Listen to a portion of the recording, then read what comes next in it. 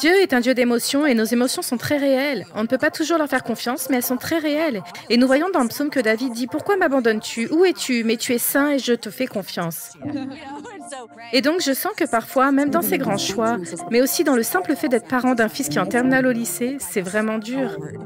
J'ai l'impression de perdre mon bébé. Mais je veux choisir la gratitude.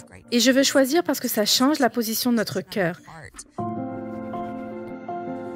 J'aime à penser que si nous courons après ce que le monde appelle le succès, c'est comme si nous déplacions du sable. Un jour, vous faites ce ministère et on vous dit « Vous êtes incroyable !» Et puis, ils sont comme « Oh, maintenant, tu dois faire ça !» et donc ton succès a baissé. Mais si nous sommes des femmes qui s'engagent à rechercher la fidélité, ce à quoi Dieu t'a appelé est très différent de ce à quoi il m'a appelé. Alors, je vais courir après ce que vous m'avez demandé de faire.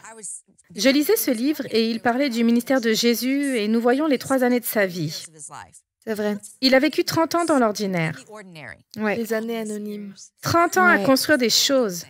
Ouais. 30 ans à se présenter tous les soirs au dîner avec sa famille. Et souvent, on se dit « Oh, regardez le succès, Jésus a guéri tous ces gens. » Et ce sont de grandes choses, évidemment, mais on se dit aussi « Jésus a été fidèle pendant 30 ans et on ne le sait pas. » C'est vrai. Et donc, je pense qu'il y a tellement de choses, même lorsque nous parlons de la façon dont nous pouvons être plus reconnaissants. C'est beaucoup plus facile d'être reconnaissant lorsque vous êtes, nous en avons parlé, lorsque vous êtes dans votre voie, lorsque vous êtes fidèle à ce que Dieu vous a appelé à faire, au lieu d'être comme « Le succès pour moi signifie que ma vie ressemble à celle de Laurie. » Eh bien, ça n'arrivera pas. Ce n'est pas qui je suis, ce n'est pas comme ça que Dieu m'a fait. Oui, c'est vrai. Donc, je pense toujours, Jamie, recherche la fidélité.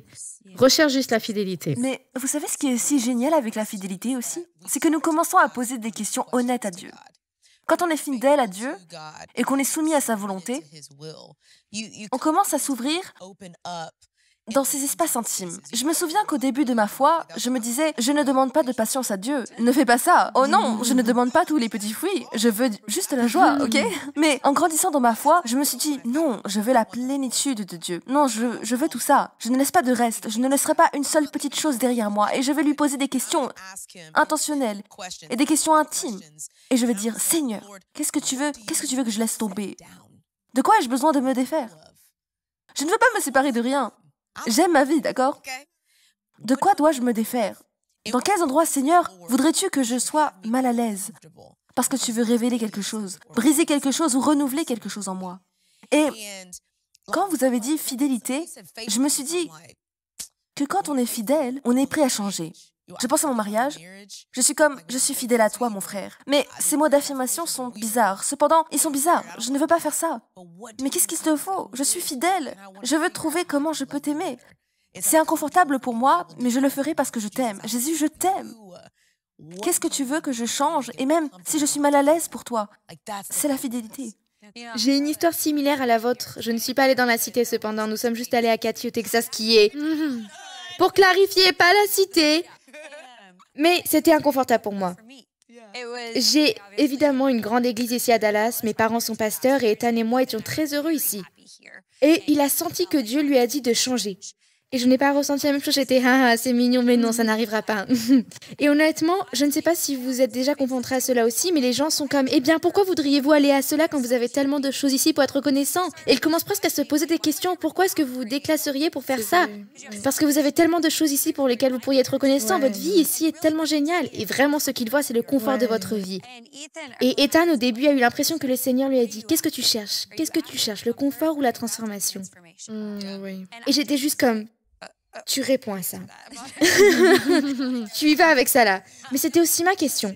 Est-ce que je recherche le confort? Et ce que tu viens de dire aussi, c'est une bénédiction générationnelle. Je vais être reconnaissant et je vais faire la volonté de Dieu, même si cela n'a pas de sens. Même si les gens disent, pourquoi ne pouvez-vous pas être reconnaissant là où vous êtes? Sois content de là où tu es et vous dites, je ne sais pas ce que Dieu fait. Il nous dit juste d'y aller. Alors on va y aller et on va voir. Ce n'est pas juste que je ne suis pas satisfait, c'est que je suis en mission avec Dieu. Et donc, il a un parcours différent de ce que nous comprenons. Et donc, nous y allons. Et pour vous, tous vos garçons, ils sont bien équipés pour l'endroit où ils sont pasteurs, n'est-ce pas? Et mes enfants sont encore jeunes. Mais notre tout premier baptême à l'église, les 3 premières personnes que nous avons baptisées étaient mes 3 enfants plus âgés. Et cette seule obéissance nous a permis de déménager à l'autre bout de la ville et d'implanter une église quand il ne s'agissait plus de confort ou de commodité, mais de transformation de vie. Et c'était pour moi, et c'était pour mes enfants, et c'était pour ceux de Houston. Et c'était tellement plus que ça. Et donc, maintenant, je ne vais pas... Puis-je être reconnaissante ici même? Il ne s'agit pas d'être content là où nous sommes, il s'agit de savoir si vous êtes en mission avec Dieu. Et vous pouvez être satisfait tout au long du voyage. Épanouissez-vous ou vous vous efforcez de prouver quelque chose. Après quoi courez-vous? Et je pense que c'est ce qui a vraiment dû changer dans mon cœur. Parce que mon monde entier a changé. Celui d'Ethan s'est amélioré. Il avait l'impression d'avoir eu une promotion. J'ai eu l'impression d'avoir été rétrogradée. Et j'étais juste comme, qu'est-ce que tu me fais? Oui. Et je vois juste maintenant que je n'échangerai rien pour ce que mes enfants vivent. Pour la bénédiction qu'ils ont, pour la transformation de la vie dont on a entendu parler, les gens. Il y a cet homme âgé qui m'obsède tellement en ce moment parce qu'il est arrivé avec un cœur si dur et chaque semaine, il devient de plus en plus doux. Et c'est pour ça que nous avons déménagé à Houston. Et c'est comme, eh bien, ça a du sens. Et je pense juste que c'est la gratitude. Je peux trouver ça. Oui. Vous avez tous parlé de grandes choses comme le déménagement, la création d'églises, de grandes choses. Je disais à Laurie aujourd'hui, j'ai un élève de terminale au lycée et j'ai l'impression que chaque jour est un mélange de tristesse et d'excitation. Je suis excitée pour ce qui est à venir, je suis triste pour ce que nous perdons. Mais pendant que vous parlez, je me sens reprise. Je me demande même si je suis reconnaissante pour les 17 années que mon fils a vécues dans notre maison. Suis-je reconnaissante pour demain? Suis-je reconnaissante qu'il parte? Et je pense que je vais changer un peu mon langage quand je rentrerai à la maison. Dieu est un Dieu d'émotions. Et nos émotions sont très réelles. On ne peut pas toujours leur faire confiance, mais elles sont bien réelles. Et nous voyons dans les psaumes David qui dit « Pourquoi m'abandonnes-tu? Où es-tu? Mais tu es saint et je te fais confiance. » Et donc, je sens que parfois, même dans ces grands choix, mais aussi dans le simple fait d'être parent d'un fils en terminale au lycée, c'est vraiment dur. J'ai l'impression de perdre mon bébé, mais je veux choisir la gratitude.